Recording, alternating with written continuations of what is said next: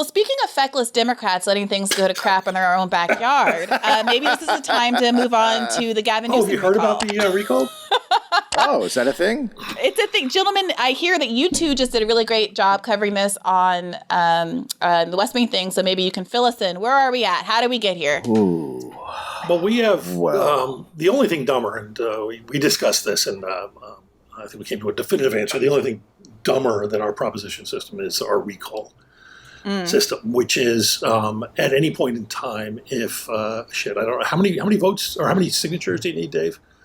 It's only like small.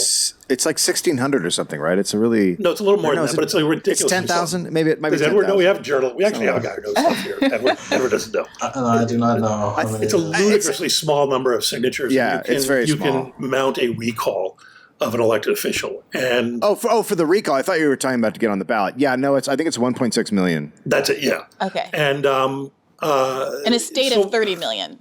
Yeah, and what happens is you then have this election in which voters, first, there's two things you vote on. One is, do we recall the official, in this case, Newsom?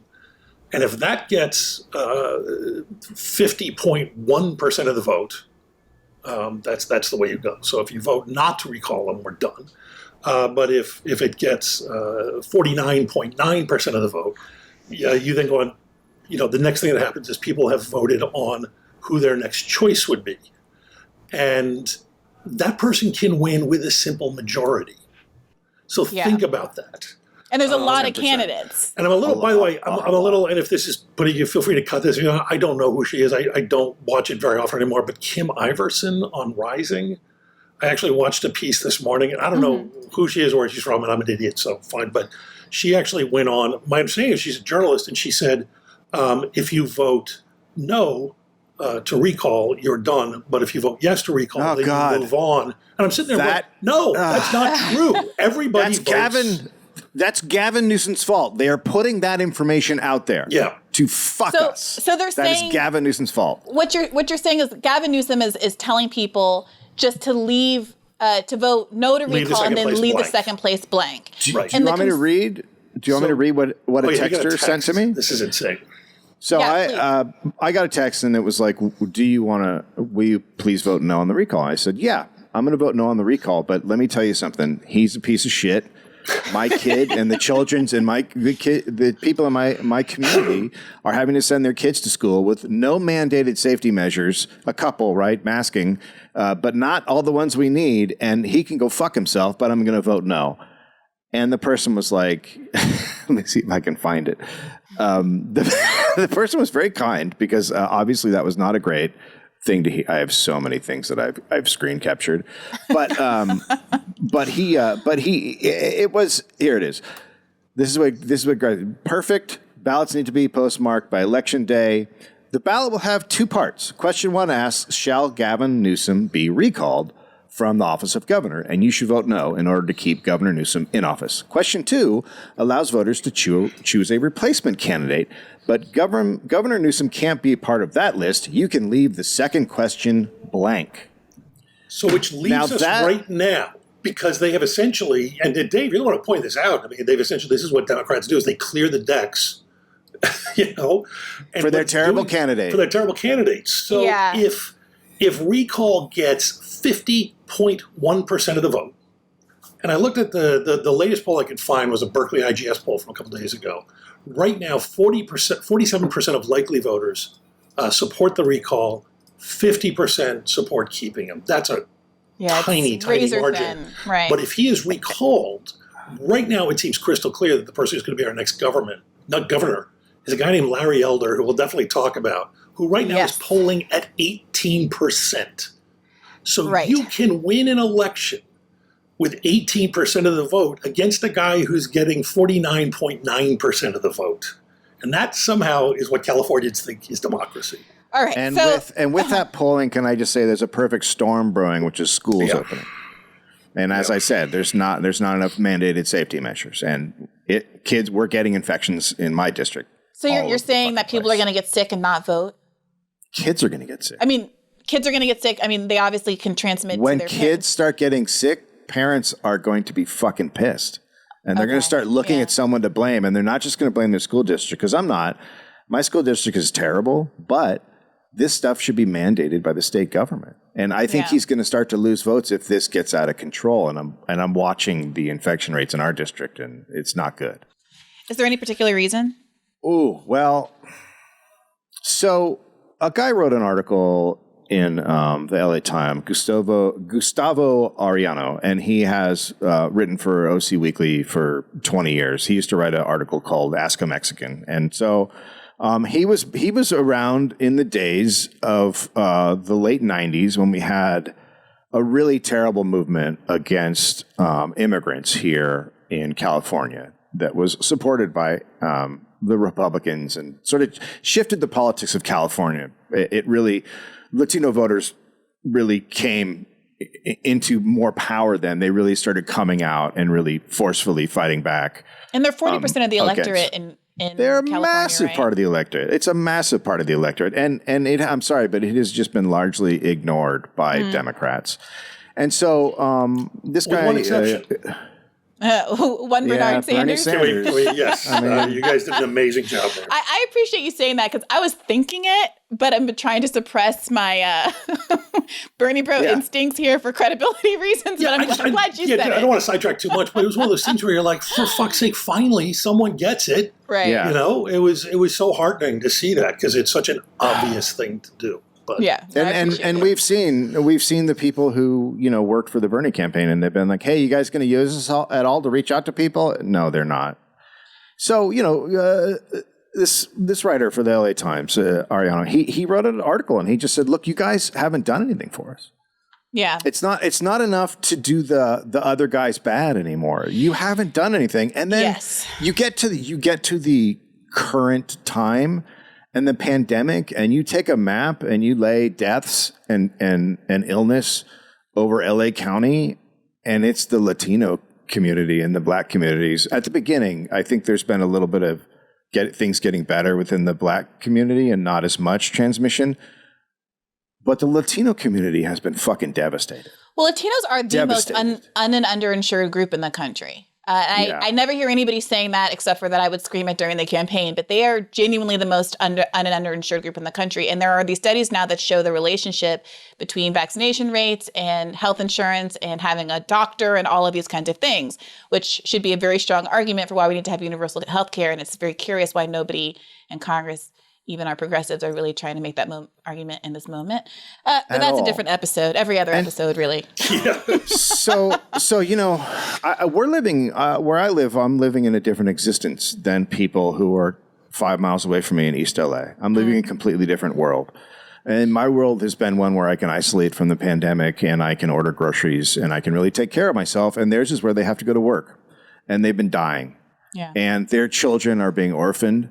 They're losing a parent, one of two. They don't want to. They had the lowest rate of people who wanted to go back to school. But again, our options are gone as far as do you want to go back to school or not. They've created this thing, independent study, which is essentially you're homeschooling. You can't do sports in high school if you're in independent study.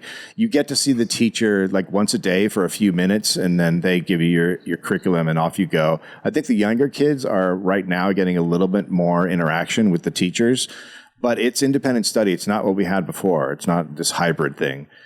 And there's a lot of people that are really angry because they're having to send their kids to school.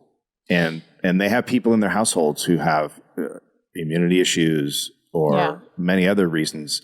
And this is the place we find ourselves when this guy is being recalled and this guy is not doing anything for those people. And so now you're faced with this. Your choice is, I could die. My kid could get long COVID, and yet the other guy is worse because he's going to take off masks. It's really, really bad. I think that's a really important point because in a lot of the reporting on this that I was reading, to the extent that they, interview locals about how they're feeling, a theme that emerges is it doesn't matter that the other guy is worse. And they're really hitting this, he's the new Trump line of messaging hard. I read that Elizabeth Warren had ads out in the state arguing that.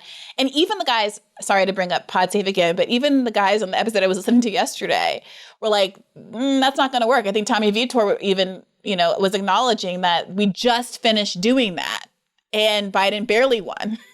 Clinton obviously did it unsuccessfully in 2016. And at some point, people are going to have to do something more to accommodate the justified rage and resentment that people across the political spectrum feel. We have a supermajority here in California. The Democrats have a supermajority, and people are still living in just these abject, terrible circumstances. It's inexcusable. And at some point, I don't know when, but they really have to wake up to helping people. You have to fucking help people. And I'm not going to sit here and say Gavin Newsom hasn't done stuff, but he came around on rent, and he's been helping out with the rent situation a bit. Again, it's all fucking means tested, and it's just a bunch of hoops you have to jump through. The unemployment situation is really bad. Trying to get your unemployment, some people get it within a day. Other people it's taken 5 months. Like it's a really, really bad situation. And none of it's. Go ahead, please. I'm sorry. No, you go ahead. I have to look at this camera and not at your faces to look like I'm looking in the screen. So I can never tell. I'm sorry, I don't mean to be an interrupting banshee, but like I can never tell because I'm not actually looking at you. No, please do go ahead. It feels like you're staring into our souls. It's very disconcerting. I am staring into the middle distance like a freak. I'm glad it's translating. I'm in a parents group on Facebook. I was in two parents groups. I was in the right-wing one and the left-wing one, but I yelled so much at school boards that they figured out my alias. School board meetings, that the right-wing group figured out my alias, and they took me out of their group. But, the right-wing group is all, let's take masks off and let's not vaccinate and blah, blah, blah. And the other group, which is mostly liberals, there's a few, I can sense out a few leftists in there, but it's mostly liberals, and they are confused.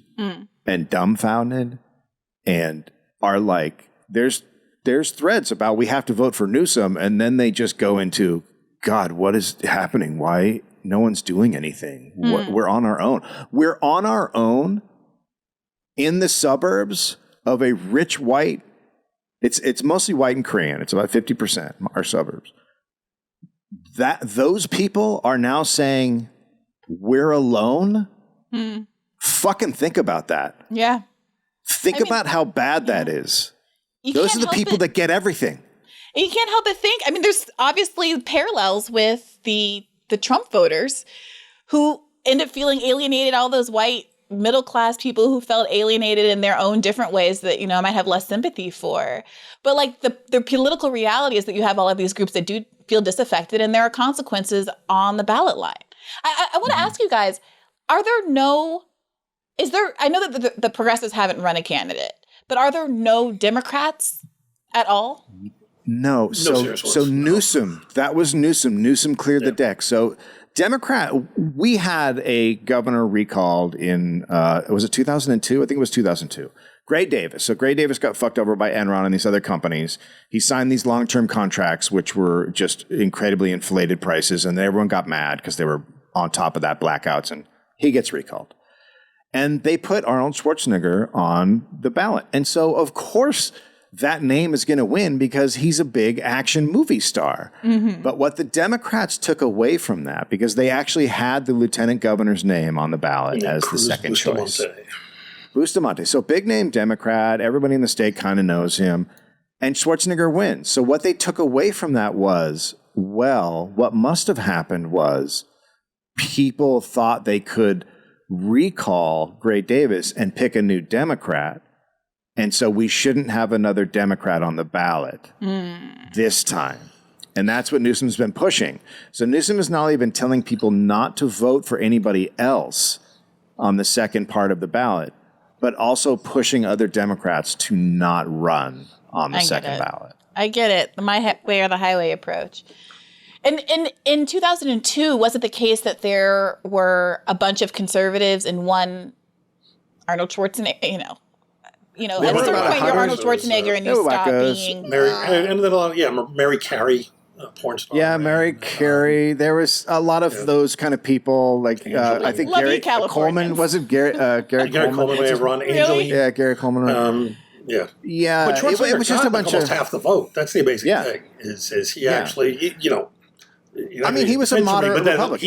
he at least earned enough votes that you could plausibly say this guy, whereas that's not what we're looking at now.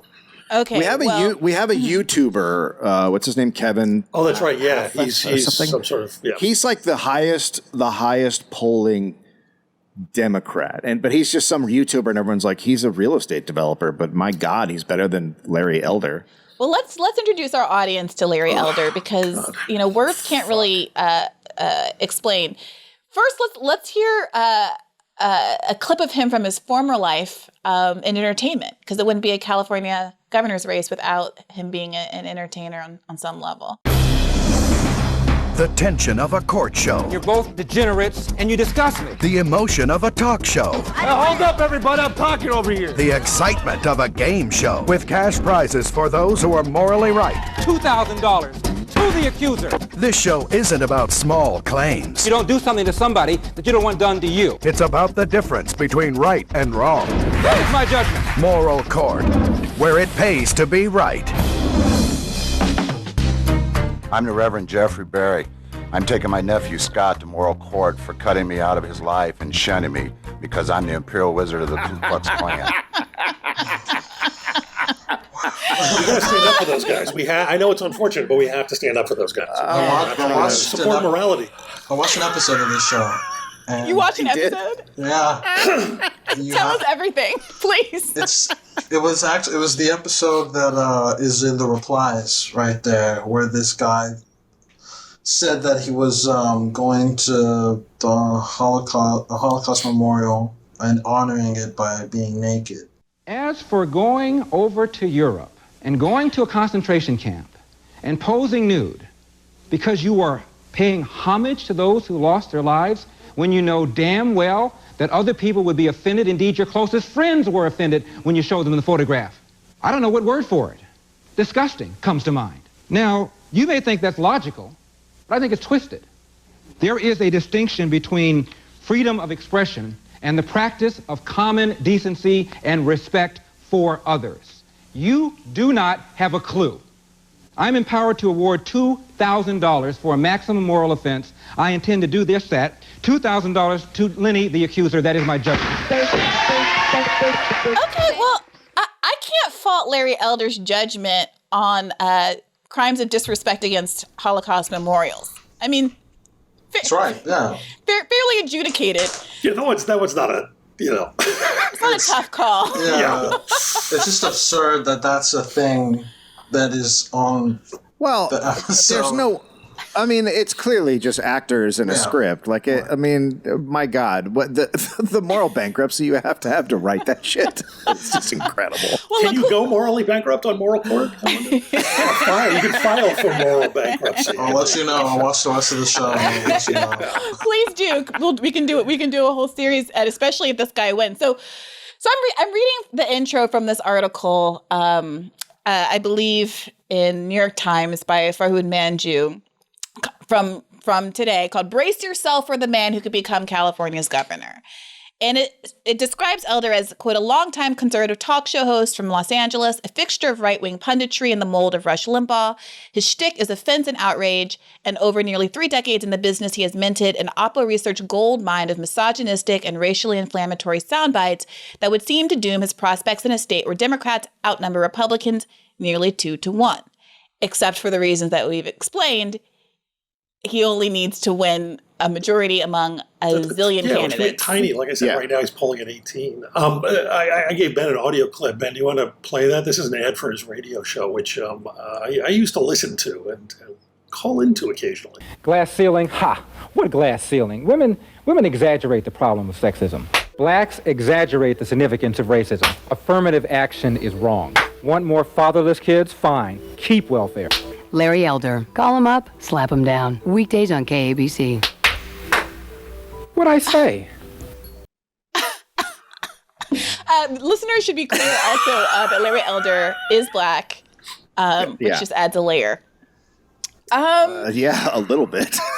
I mean, can I give you something like he wants to overturn Roe v. Wade, eradicate the IRS, end welfare, abolish the minimum wage, end unpaid family leave. He opposes public sector labor unions, disputes that secondhand smoke can cause cancer, rejects climate change.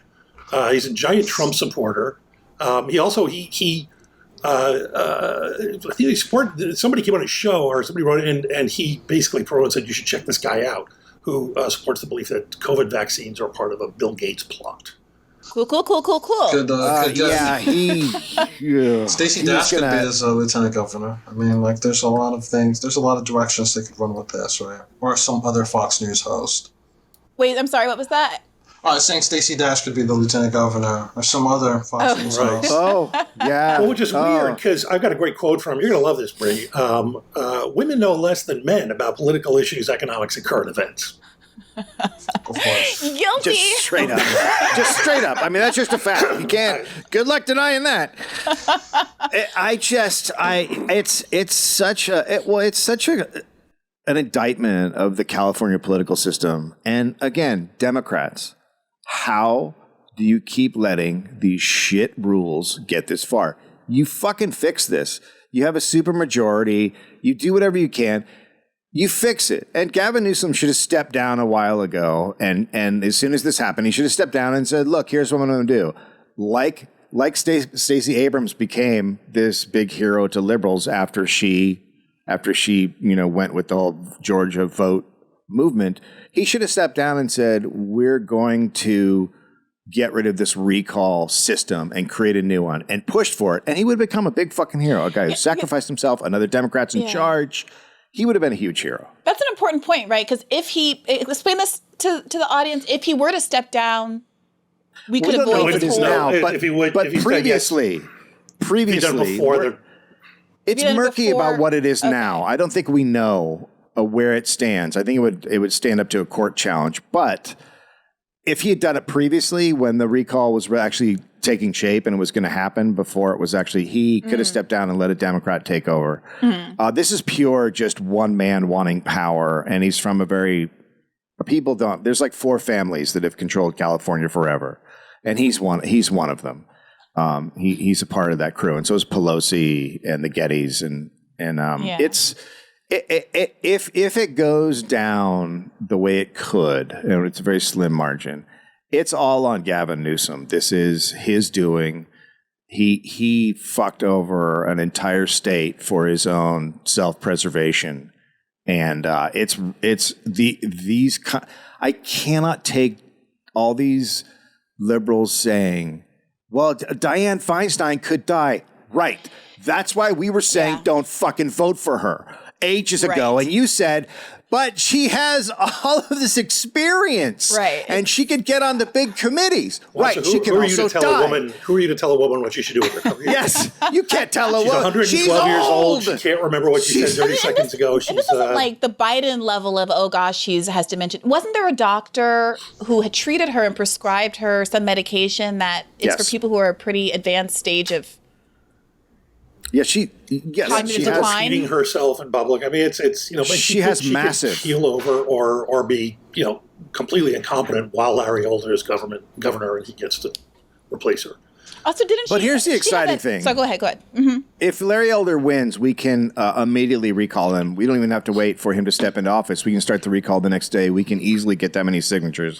We could get him out of there in a couple of fucking months. Like, we can bounce that asshole so fast and just be like, you did it to us. We're going to do it to you. Let's just keep doing this until someone fixes it. Well, what's the risk of what could happen in the interim? Because it's not a week-long process, right? He's only governor till next year. The worst thing is we become Florida and Texas because he gets rid of all mandates for masks. Right. That's the worst thing. And at the end of the day, right now, what we're really talking about, because adults can protect themselves and take care of themselves, we're talking about kids. And children, while they aren't as affected as much, they're being more and more affected by the Delta virus. Our hospital pediatric units all over the country are filling up. Kids are dying. Kids are getting long COVID. Kids are being messed up for life. And people like this, people like Larry Elder, are the reason. And if this guy gets in there, it's really going to be a bad situation for California. So you have to vote for Newsom. But again, all of my liberal friends, all you're screaming at us is to vote for Newsom. And then when he gets reelected, what are you going to do the next day? because my kid still has to go to school in a really shitty situation, and then you just go back to brunch, and that's the problem. Well, something that scares me too is they're not yelling at, and again, this is non-scientific. My sense is, they're not yelling at us the way they were about voting for Biden last year. And one of the things that makes me insane is, we live in California. It was not a difficult quandary for me to decide I can't vote for Biden. Maybe if I lived in a state where that mattered, I would have, but I was like, it was an easy no-brainer. I wrote in Bernie. Because that means no way is Trump going to win everything's your California. fault. Josh, Yeah, exactly. It's all I've my been fault. told that our red Supreme Court is a consequence of my New York Jill Correct. Stein vote in 2016. Yes. And I you will are simply take going to that. be responsible for the Republican replacement for Dianne Feinstein. Hey, Bree, I had a producer scream at me across a set in 2000 that Nader was my fault, and I lived in California.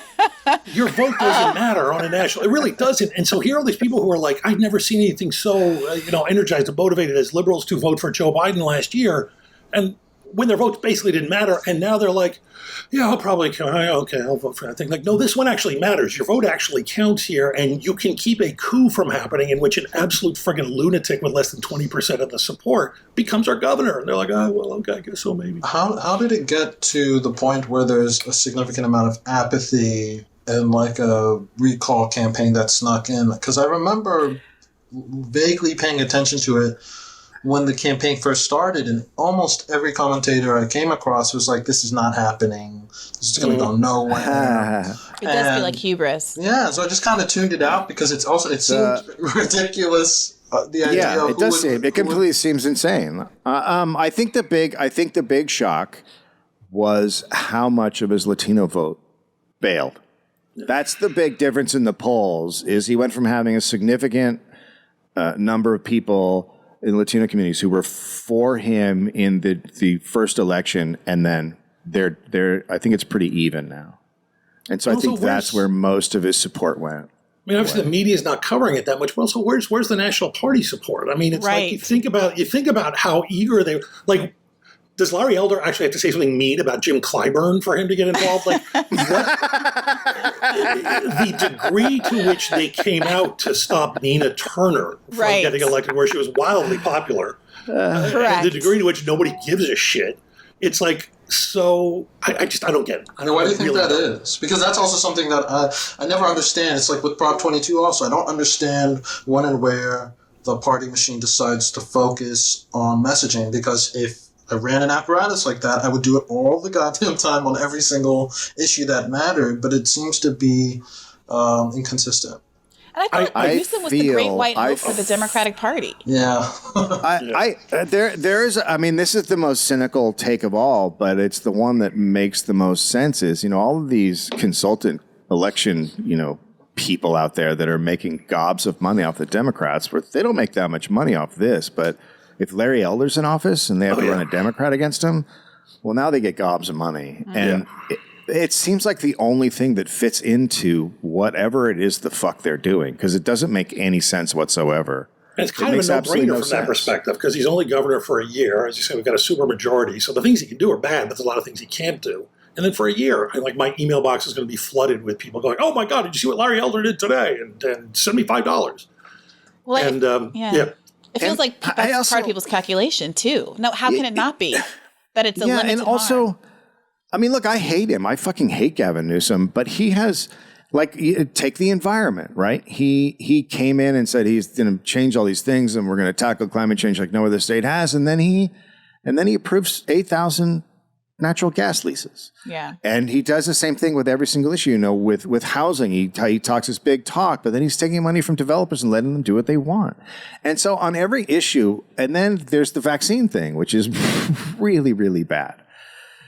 The vaccine thing is we had a system in place, and it was being run by the governments, but also at the same time, like Sean Penn had his charity group that was also running a big, that's how bad we are, because we don't have the funding in California to actually run a huge vaccine thing. But what he did was, in the middle of it, I think it was around December, so you're right in the heat of it, he all of a sudden gives a contract to Blue Cross. Blue Cross, who has no... to take over the vaccinations. And so we had a system set up. It was in place.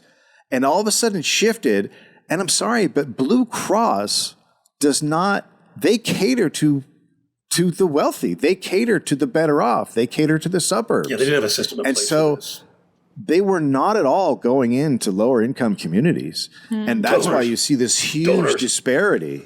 You see this huge disparity in people who are vaccinated in California, is because he went to a group that does not do this. They do not give out vaccines. They are not a mass vaccine company, and took that power away from people who do it for a job. And this happened all over the country. In the states that didn't do this, Vermont's a good example. They just use their public health care system, and that's why they're mass vaccinated. All these states didn't do this. Give out? What? Donations to Gavin Newsom. Lots of donations to so they're one of his biggest donators. And so he gave the contract to them, and that really messed up our vaccine output. And we have right now, it's like, oh, Californians are pretty good for vaccines. But when it was going down, people were like, what in the fuck is happening right now? Yeah. Like, California was a place where we were furious and like, what is going on? And it's because he did this. So he fucks up, and he fucks up by giving people who are on his side, the donators, it's the Democratic Party. He takes care of his boys. And then we all get screwed, and then they turn around and go, why aren't you voting for him? Yeah. And it's someone like Larry Elder anyway, that's my...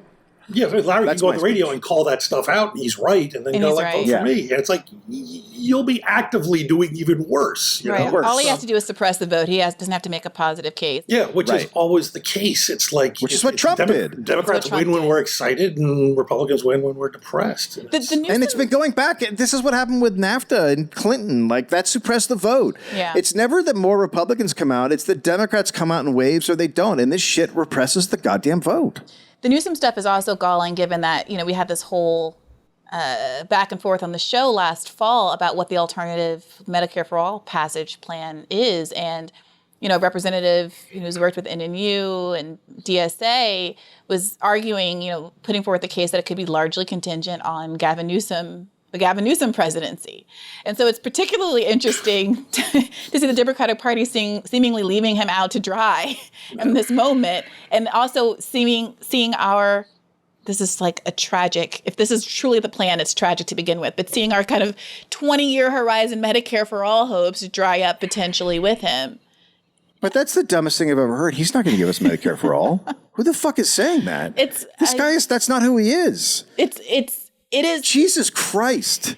The argument is that he has been more sympathetic to Medicare for All than others, that his Health and Human Services Secretary is pro Medicare for All, and that this is something that he's kind of like sitting on until he gets into the White House. And then who the fuck looks at the Democratic Party and thinks that these days?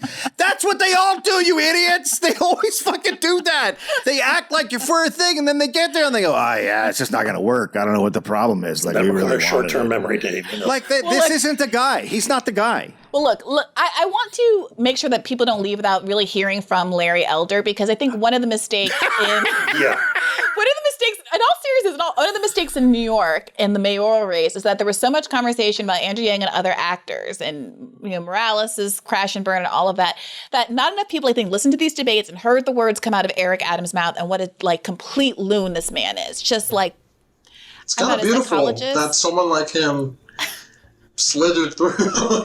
He really did. Wait, so I don't know what happened out there. So he is like, did he win a primary? I honestly didn't pay attention because I had so much going on with COVID and my family. And fair enough. Like, I think it's hard to pay attention to what's happening in your wonderful city state. I think it's its own country. But so what exactly happened with him in New York? Plus it's New York. I think what happened is that there was some underestimation of the degree to which people in high crime communities need a better message about where they're going to be protected. And there was some hand-wringing. None of the more liberal candidates in the race, more progressive candidates in the race, were pro-defund, except I believe Morales.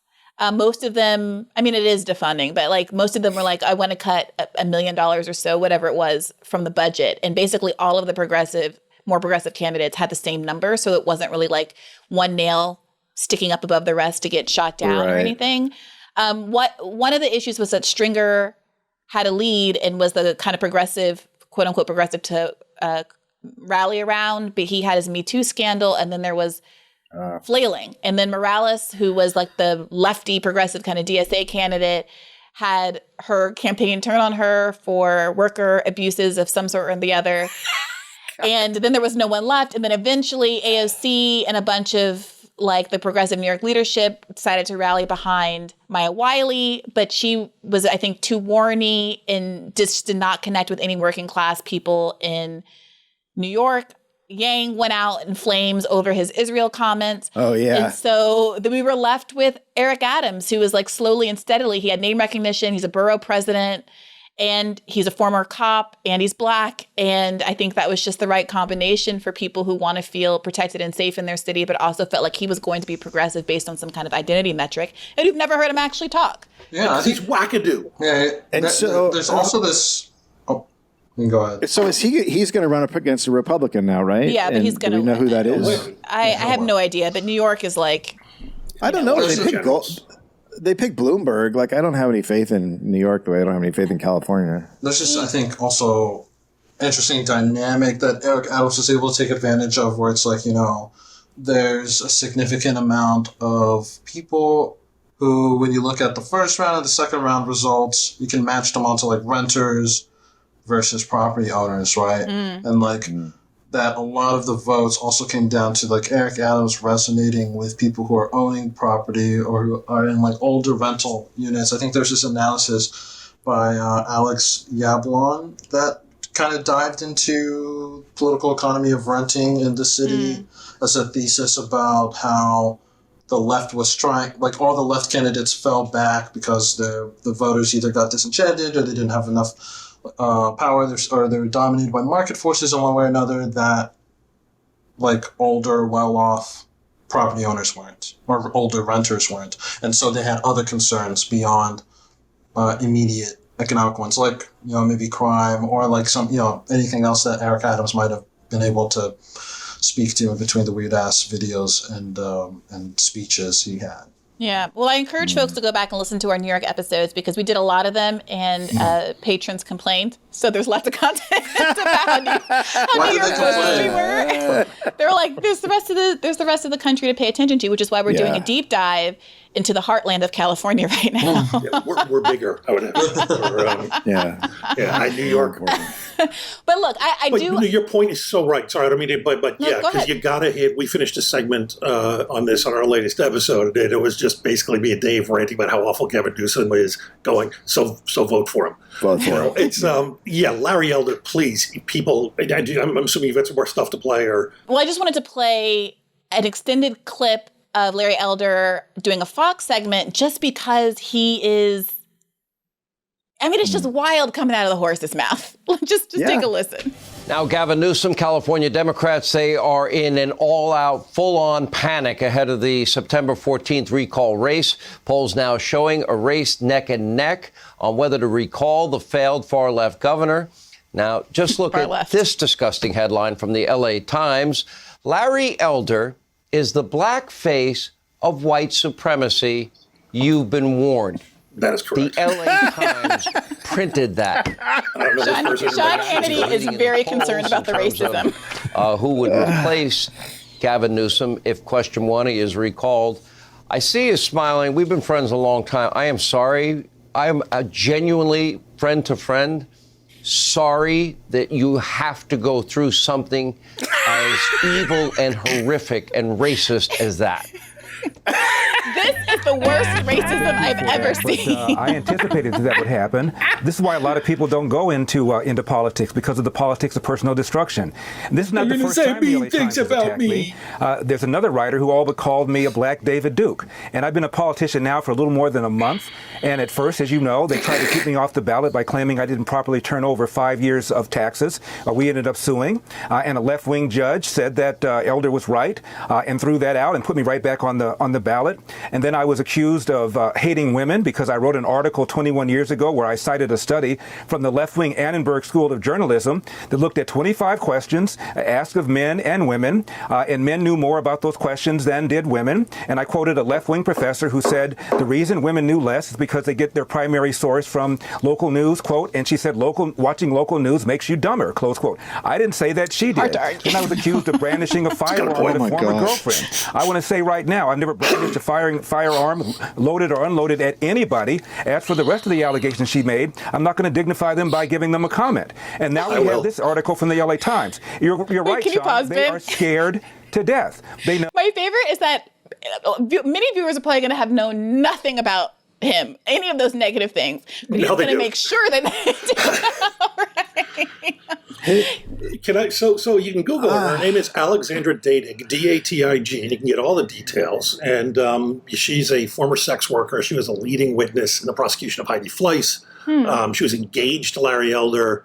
He made her, look, you can't make her do anything, but he strong-armed her into getting a Larry's Girl tattoo, I believe, on the small of her back. He had a painting done of her in the nude with the tattoo prominently featured, which he hung in his house where all his friends would see.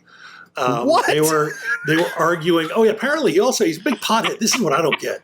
This is the one thing where I'm going, wait a minute, because normally potheads don't get violent, but what do I know? He claims, by the way, that he's the guy who turned Snoop Dogg onto weed. Which, my God, what in the fuck are you? Now this is the most egregious thing he's ever said. That I fucking Snoop Dogg. He was hanging out with Snoop in the fucking Crips back in the day in Long Beach. It was him. Snoop and Kamala Harris. He is from South Central. I thought he was from Long Beach. No. What the fuck is that? Oh, he lives there now. And apparently during an argument, he just got silent and he walked into the bedroom and he pulled out a .45, which he then proceeded to check to see if it was loaded, she says, in a way to make sure that she would see it was. And she ran out and locked herself in the bathroom until it de-escalated. So she also says she was pressured to sign a non-disclosure agreement after Larry's assistant told her that all Larry's girlfriends do that. Oh, my God. So judge for yourself. It doesn't sound entirely out of character, but this is also a guy who believes there's a feminist plot to exaggerate the statistics for domestic violence against women. Right. Can we talk about? Can we just am I allowed to call someone Uncle Tom because I'm a white guy? I don't know what the rules are. Well, by the way, I will, and you can cut this. I have. It's in the mid '90s, and please don't. I understand it's a different time, and this may be problematic, but I did used to before there was an internet. I would call into him and Dennis Prager and try to drive them nuts because Dennis Prager was also big in LA. And early on, and I didn't say Uncle Tom, I knew enough not to say that, but I did. I asked him, basically, was being the imaginary black best friend to Orange County a lucrative position? And he made, do you remember the sound that Judge Doom makes at the end of Roger Rabbit? That sort of high-pitched squeal.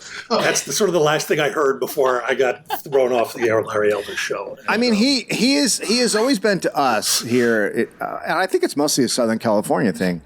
He's always been to us. He was the black guy to go to who would say whatever white people want, rich white Republicans wanted him to say. That's what he's always been here. He's just like, well, we have a black guy. He'll say whatever we want, and let's go to him now, and he'll say the thing. And then all the other white racists would be like, see, there's a black guy saying it. Like that's literally his job. He was a trailblazer. He was a trailblazer in that regard. I'm not being funny. Yeah. There were very few. I can't think of any others, but the idea of a black right-wing talk show host, a black Rush Limbaugh. How long has he been in that space? How long has he been in the? That was like early 90s. 90s, since the 90s. Jeez. Yeah, he's been around here. Yeah, he started. ABC had him and Dennis Prager, who was like, the old wise Jewish guy who used Talmudic wisdom to explain why women who got abortions should be murdered. So. Well, look, I as the Candace Owens of the left, I generally, while I have my personal thoughts and feelings about people and what their motives are, rhetorically, I don't find it to be especially useful. Because look, this was what Bernie Broism was, right? This was Bernie Bro. So I don't have to listen to any substantive argument. We just had this pseudo-viral conversation with Glenn Lowry on the show. And I think that part of why it went as well as it did is because, I argued with him in good faith. I decided And I think it's true that he believes everything that he says as a Black conservative. And my questions to him weren't, aren't you a sellout? But I did ask him, are you concerned about the ways that people might weaponize what you are saying against the interests of your community? And do you see a tension? Now, he obviously thinks a certain different set of policy goals benefit Black people than I do. But I think it's the same as this conversation that we had last week about Hassan Piker and is it okay to be rich and on the left. I think ultimately it all comes down to, are the things that you're saying coherent with what the needs of the community that people presume you represent are, presume based on your physical identity. And if they are, well then, please stop calling me the Candace Owens of the left. It hurts my feelings. Yeah, and I do want to stress that, if I were in that situation with him again today, I am older and wiser and more informed and have spent more time listening to people. I doubt I'd have said that, but at the time it felt good. I know. Look, it does feel good. Also, Candace Owens is cute, so it could be worse. Don't ever say that again. Look, she is what she is. She is a Candace. Come on the show. All right. Larry Elder is a very special sort of case. I think there are very few Larry Elders out there.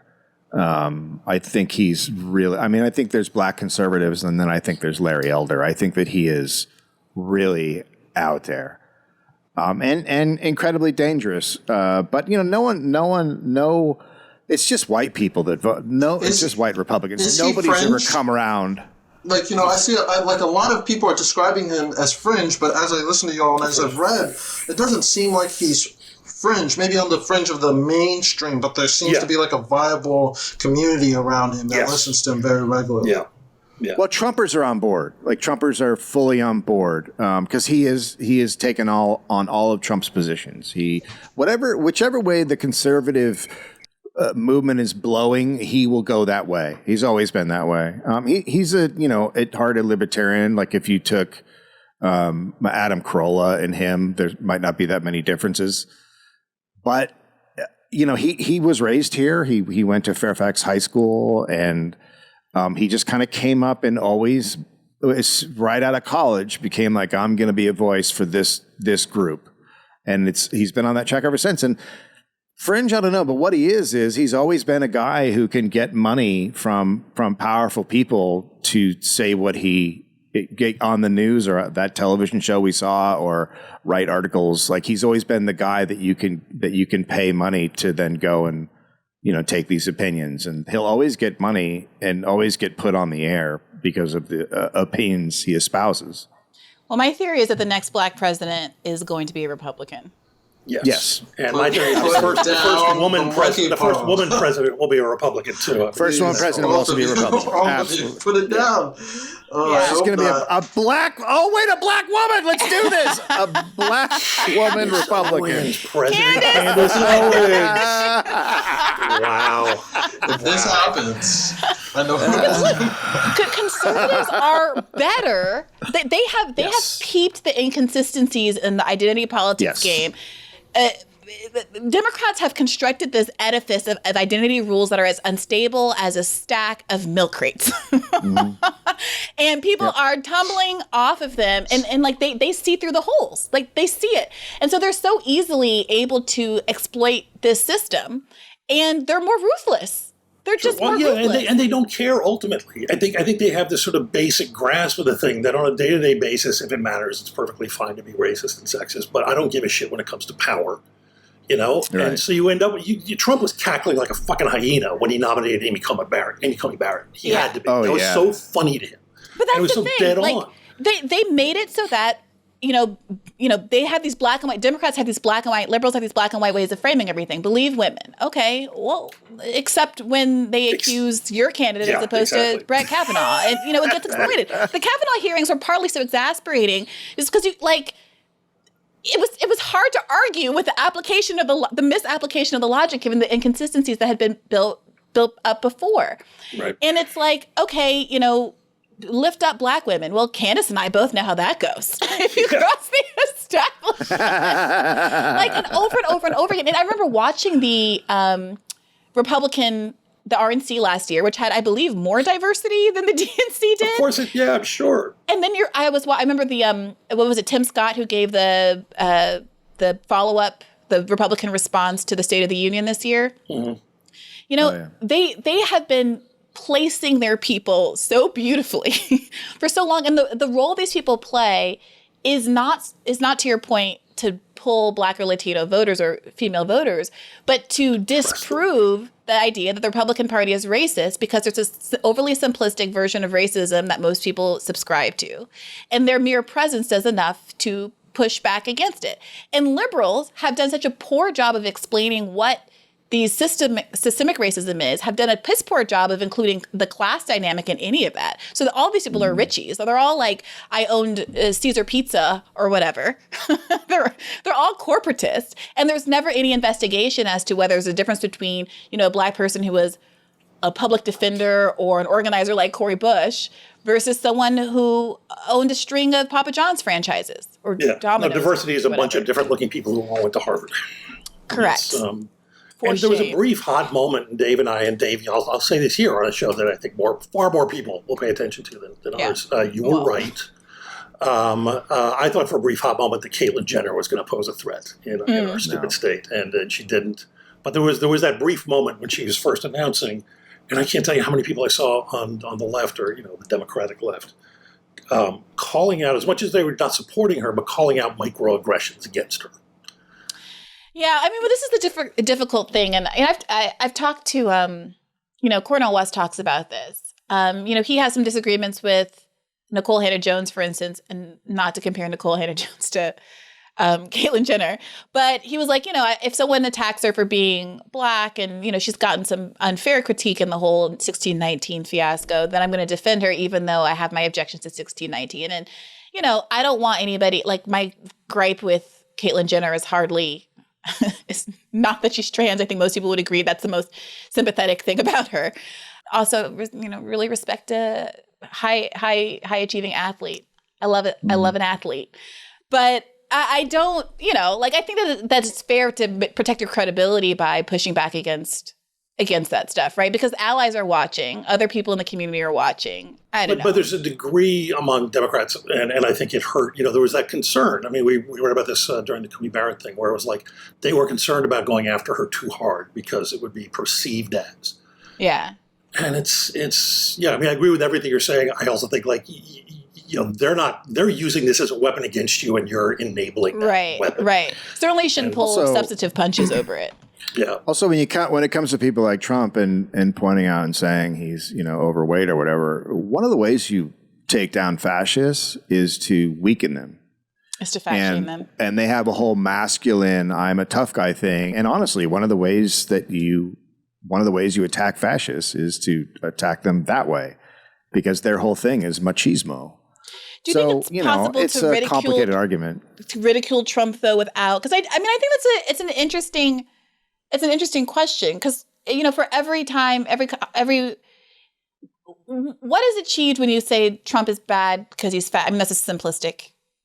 Well, because these guys, these Mussolinis, these Hitlers, right? They're all about the tough guy image. But what I was going to say is, every time you say Trump bad, Trump fat, there's 200 million Americans within your movement. No, there's 200 million Americans who are also similarly situated.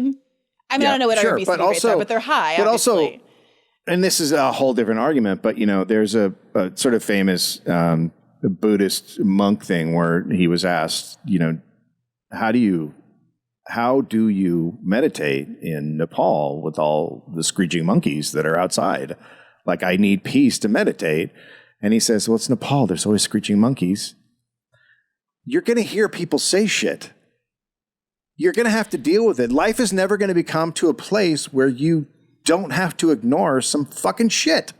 We all have to ignore some shit.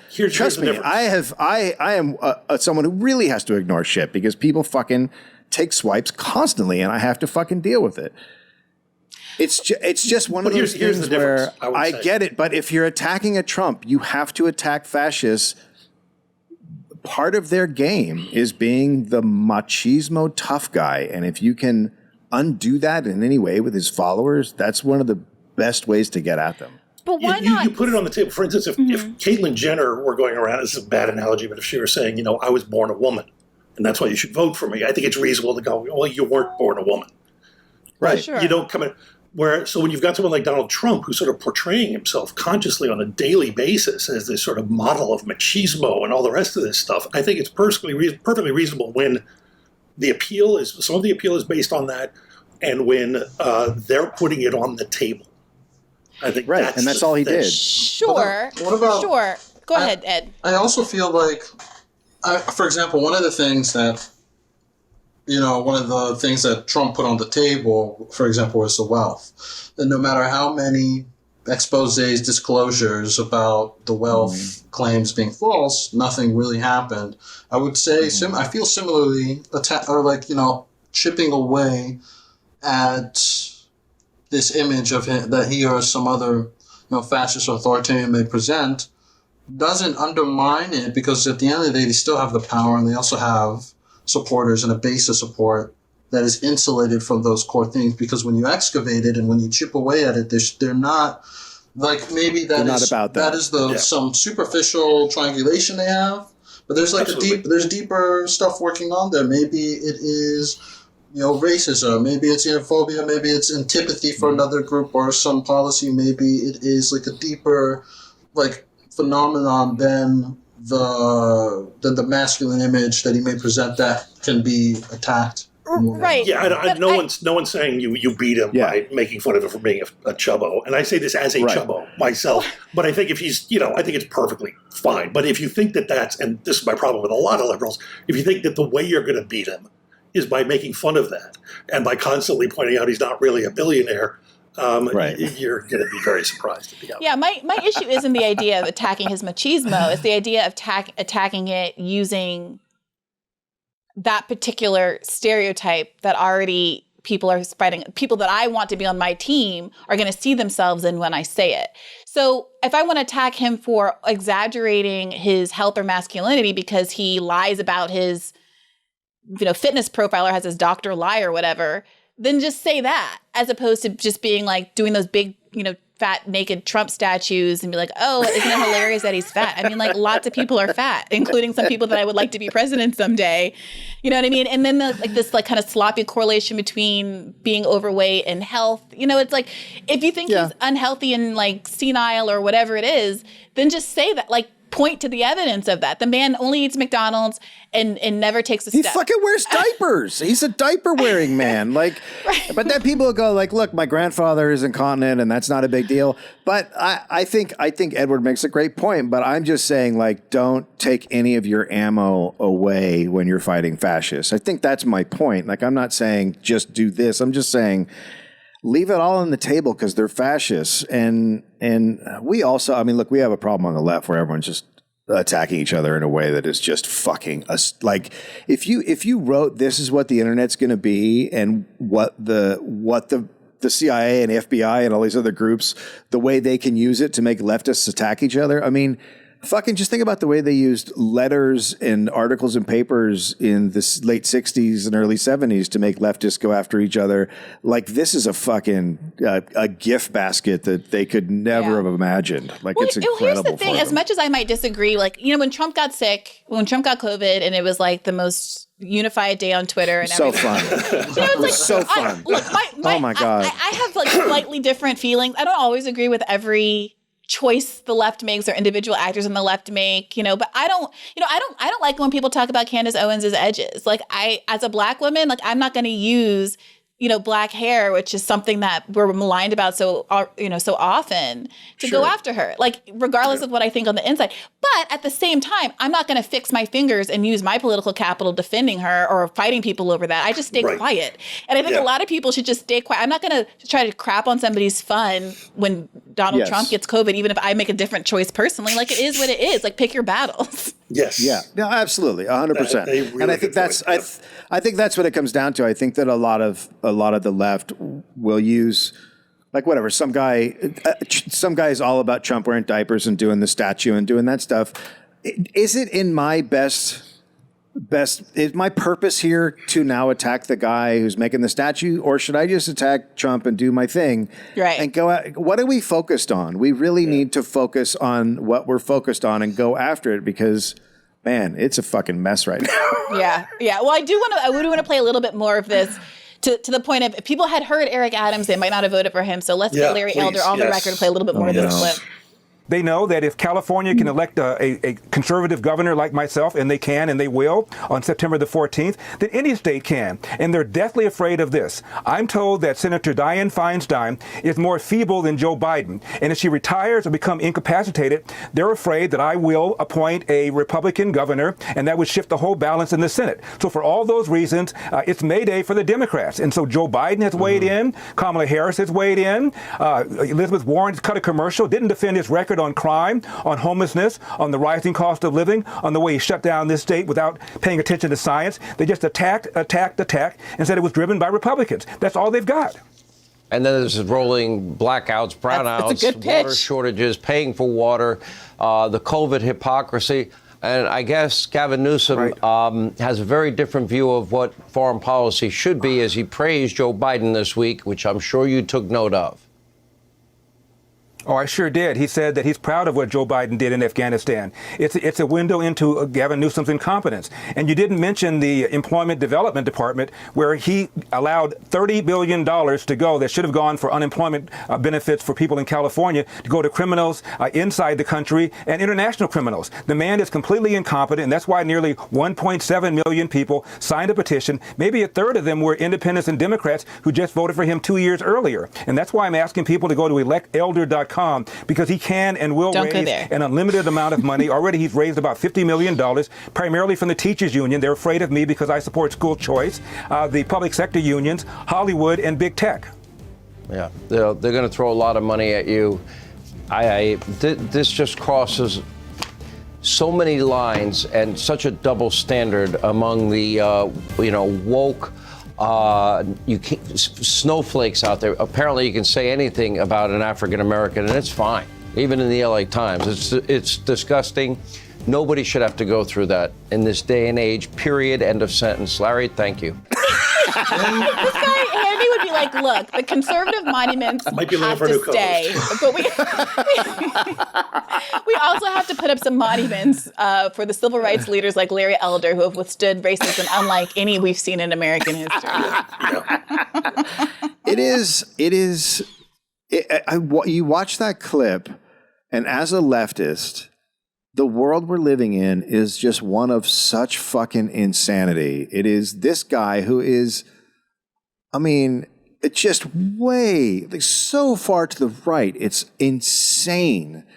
And then on the other side, the people have no idea how to combat it, who are getting us here with their policies and their bullshit, and just this piece of toast that's Gavin Newsom. And you're just like, I can't believe this is an argument that's being had on television. Like, it's the craziest fucking world that we're living in. It's crazy. I'm glad you three joined us here on Bad Faith today to talk it through, let the people know what they're up against. I think that little final pitch of his where he was articulating Newsom's flaws was kind of damning, and it's the kind of thing that Trump did successfully in 2016. So he brought up homelessness, which is that a big issue here in California? And if you want to see fascism rising, go on Nextdoor. But let's be clear, Larry Elder's issues with it and his solutions to it are radical. The solutions are terrible. But then again, you have pictures of Gavin Newsom, who went on and did a photo op of him taking tearing down tents, unhoused people's possessions, and throwing them into a dumpster. No. That was his photo op. Yeah. So, like, all right, what do? We vote for him, but Jesus Christ, stop fucking picking these people. The upswing, I've got Trekkies here, so you guys know that the upside is that this could be the seed of, what was it, Bell's Rebellion? That's right. Yes. We did a special episode on that. In Star Trek lore, for the uninitiated, the kind of like the provoking event that sets off the revolution that gets us to the utopia that we live in is this San Francisco-based rebellion that comes from outsized economic inequality, people living on the streets, whole parts of the city walled off and shut down where poor people have to live, and a wellspring of revolutionary energy that comes out of this moment. Deep Space Nine, the best Trek. Led by the best Star Trek captain. Led by the best Star Trek captain. The Uprising is led by the best, yes. I've never seen Deep Space Nine. I've seen only TNG. Shit. So How can you call yourself a leftist? It's the best. It's by far. I mean, I hope you're right. I hope that this is it's just like there are so many people suffering right now, and it's like, how much is everybody going to take? I just don't know what it looks like, when that day comes. we continue to have that conversation, and maybe we can get a Trekkie and radical organizer and a Marxist theorist together on a panel to talk through whether there are any lessons to be learned from that episode and other less fictional historical episodes. But until then, do you guys want to tell our audience where they can find you and your work? How about we start with you, Ed? I write advice. I'm on Twitter at Big Black Jacobin. I'm also the co-host of a podcast about technology and the political economy behind various developments called This Machine Kills. I've listened to that. I didn't know that was you. Hi. Thank you. Yeah, it's thank you for listening. Yeah. So if you're interested in any of those things or more agitprop about labor and tech, go on over there. Awesome. Dave? I'm on the dollop. I don't know. Which is amazing. The West Wing thing. Also amazing. I guess that's it. I'm not really doing anything else. We're going on tour on the dollop, I think. We're supposed to. Australia got canceled. Are you doing a world tour? We were doing Australia, but Australia got canceled. So we're just doing a few Western states right now. But we're having discussions about which Western states should drop off that. All right. So where can people follow you so they can see updates about the status of the tour? I'm on Instagram. I've kind of left Twitter for the most part. I pop in to say some shit once in a while, but I'm kind of cancels his account. All right. And what's your Instagram handle? Dave_Anthony_. Perfect. And Josh? I do a podcast with Joe Dante called The Movies That Made Me, which is a lot of fun. We ignore all this stuff and just talk to great filmmakers and comedians and artists and musicians. We've got a great one coming up soon. We've got a lot of great ones coming up about their movies that have inspired them. And then I do the West Wing thing with my buddy Dave Anthony, where we should probably tell people exactly what we do, because if you hear that, go, wait, do you guys know? We have been, God help us, dissecting every single episode of The West Wing in order and discussing both its terrible politics and the way those politics have impacted Democrats and America and probably gave us Trump. And it is grueling. We are into the 6th season. Briahna has been on several times. It's not Briahna, grueling, in fact, has her own theme song when she comes on. It's the best. I'm really angling to be the third co-host because it's the perfect mix for me of entertainment and escapism and politics. I wish I had this when I watched it. A lot of free time. You should listen. By the way, you should come on, Edward. We would love to have you. I'm coming back. You can't keep me away. The thing is, you have to watch an episode of The West Wing. I've watched the whole thing, sadly. You have? I have. We love you people. You can find me on Twitter at Joshua R. Olson, and I'll be back next year to plug the movie I have coming out. But that's about it. But The West Wing thing. And Bree's coming on next week, I believe. I am coming on. Truly Wild Horses can keep me away. All right. Thanks, guys. This has been a real joy. And to our listeners, keep the faith. Thank you to all the new subscribers that have joined this week. We really appreciate you, and I hope you enjoy what's coming up next. Hey, YouTube, don't forget this is a podcast. To get full episodes, including ones that are behind a paywall, go to patreon.com/badfaithpodcast. To get more episodes, please do subscribe to this channel, hit the notification bell, and like this video.